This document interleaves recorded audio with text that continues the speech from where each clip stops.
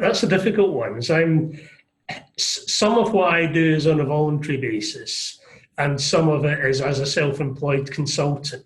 So I don't have a job as such. So my days can be very different.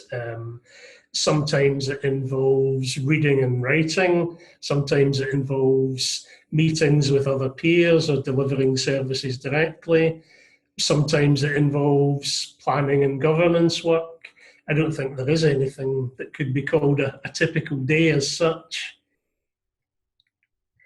And my days are similar, well, not similar, but again, I don't have a typical day as such.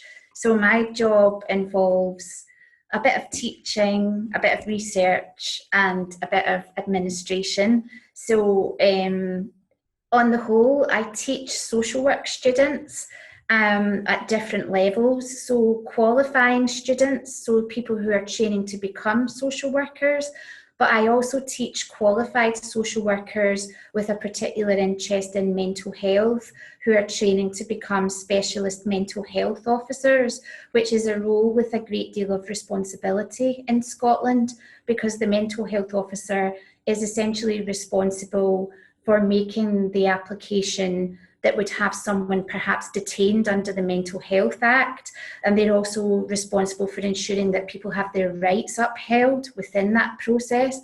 So that's a core part of my job.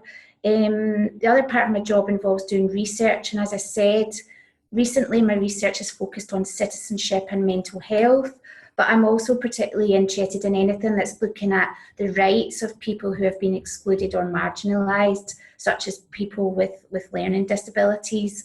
I currently have 10 PhD students, so that keeps me quite busy as well.